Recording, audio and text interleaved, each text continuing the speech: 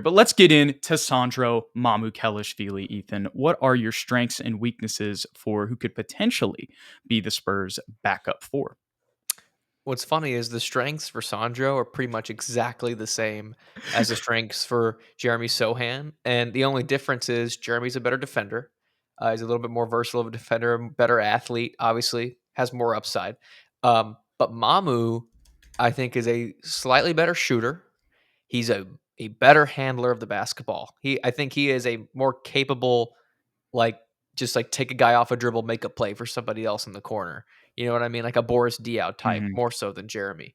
Um, and Sandro, I think, is in a place in his career where he's not going to make as many mistakes as Jeremy. He's going to be level headed. He's going to make less turnovers. He's going to make the right play, and he's not going to fall asleep on either side of the ball. Now, why Jeremy is better? Because Jeremy's way more athletic. Jeremy is a way better versatile defender. He can guard 1 through 4 pretty much, whereas Mamu can probably pretty much only guard 3 or 4, sometimes a small ball 5, maybe, and that's asking a lot from him, which is why he's obviously the backup. Um, but I expect him to just continue to be that. Just continue to be that. Maybe have some more efficient shooting numbers from us, especially with better players around him. And I think more of a steady role for Mamu coming into this year, where last year he really didn't play all that much in the first 70% of the season. This season, I expect him to get meaningful minutes at that backup 4 spot for sure. We better if we got rid of Don Barlow. Darn right, Jude. Couldn't have said it better myself. No, but in all seriousness, I'm really interested to see. I'd really like to see him as the main backup four. Me That's too. why we're kind of framing this, and we had Harrison Barnes as the starting three. I totally understand if they go a different route. And at the end of the day, that kind of ties back into our Julian point. Like, if Mamu does end up being a third string four, I mean, we've seen how that's played out for us when we've had injuries. As much as the past 2 years, we were 22-60. We've seen him come in and make plays, later in the season. I mean, even again, I'll go back to the 2022 season, like basically taking on Nikola Jokic and taking over a game late in the year. And even last year's win Yeah. against the Nuggets, as much as that was much more Wemby going off, he still made some plays in that game as well.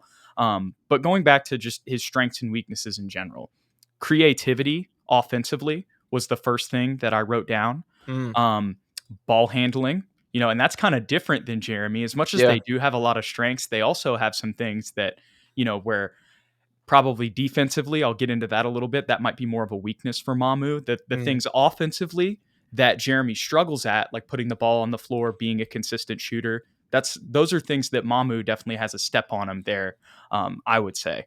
So I put down shooting as well. Not saying he's going to be like a lights out, a 45% Doug McDermott type of guy, but he's somebody who definitely has a good shot. And if you leave him open, he can knock it down. And we've even seen him hit some step backs from time to time. Mamu's got some sauciness to him he sometimes with does. the ball in his hands. Sometimes that can turn into turnovers, but I love the potential in a young player like Mamu.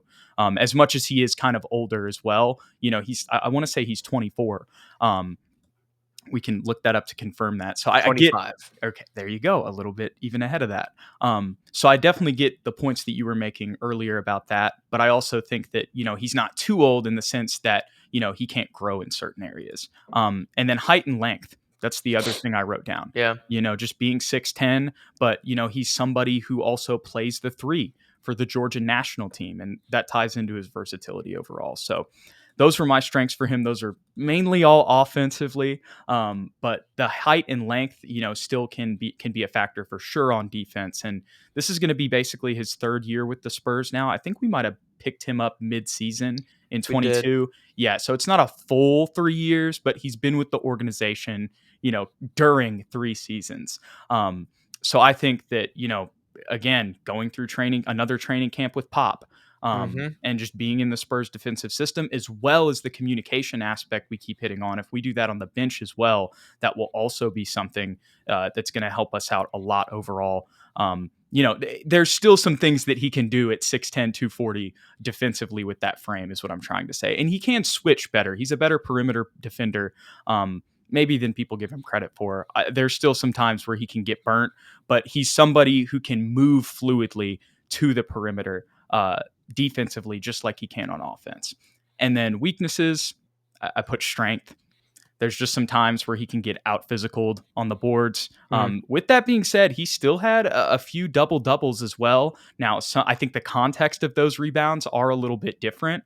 But I have seen some times, where he's tried to, kind of fight on the interior in the paint, and he's gotten a little bit roughed up. I'll leave it that way. As much as he is a tall guy, and you look at the weight, and he's definitely got a good frame for a power forward. He's not the most bulky guy. I'll put it that way.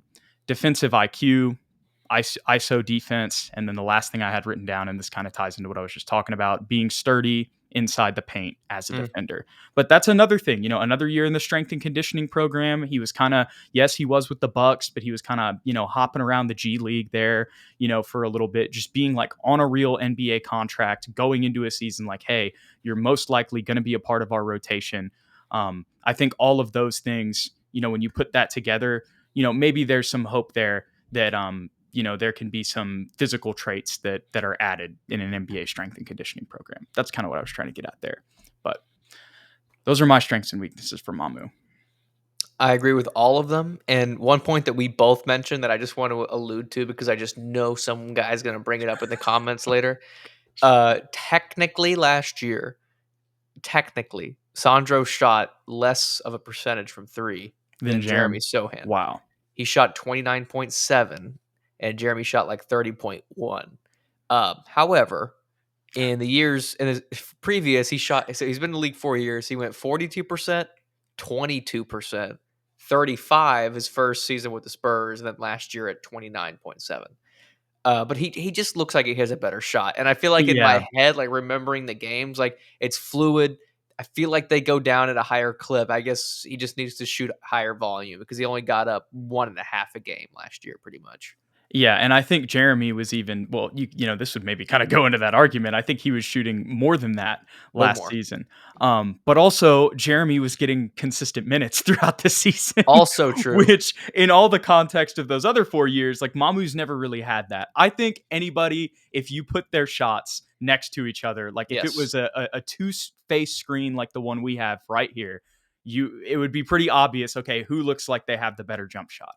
And Ethan, as much as, stats are great at times and they can definitely tell you some things, the advanced metrics, there's also the actual basketball. And that's what we try to pay attention to here. We try. It is hard, but we try. July 26th says odds of Mamu being a part of the second unit. We kind of talked about that a little bit earlier. I think really, I don't even think this, Pop has probably done some thinking about this, and I'm sure the coaching staff has, but I don't think this is really all going to be concrete or played out until training camp. So I think we got to wait and see what happens. But Ethan and I feel like if we had to bet on like yes or no, we would say yes. I think he deserves it. I mean, every time he comes in the game, he makes a difference. I really don't understand why last year he wasn't consistent in his minutes. So this year, there's really no excuse not to play him. Yeah, I think the consensus of most Spurs fans would probably be at the end of the season, he kind of earned that role. And that's another reason why, as much as I joked about Dom Barlow earlier, that's another reason why we moved on from him. Just bluntly, Mamu outperformed him. As much as I love my boy Tom Beasy, and he's coming back one day. So is Drew Eubanks. Absolutely. Good luck in Utah, Drew. He's got the signed poster is still up on the wall right here for Eubanks. If we ever do trade for Lauri Markkanen this season, we got to get Drew thrown in there somehow just to make the money work. 3-way trade. Well, he's in Utah. Well, no, but with the Hawks, so we can get Barlow too. Give up all of our picks. Oh my goodness. Wemby's Castle sending in a super chat. Thank you so much, man. We really appreciate that. Like so much. Yes, sir. Thank you. He says, here are NBA awards: Defensive Player of the Year, Wemby; Most Improved Player of the Year, Jeremy; Rookie of the Year, Castle. Okay, you know what I will say? I think it's going to be tough for Jeremy because of just the crowded crowd, but I don't think these are actually that, and I think probably for Castle too, just because of stats, but I don't think these are that crazy. Overall, I will say that, especially the first one. I think that's got to happen this year. There's probably should have won it last year, but we won't rehash that. Mm. Spurs finish the season 42-40, make the play-in, winning, going to the playoffs as the 8th seed. I really hope so, Wemby's Castle. And once again, we truly, truly appreciate your super chat. Yeah, if all that happens, I'll I don't know. I'll get a buzz cut.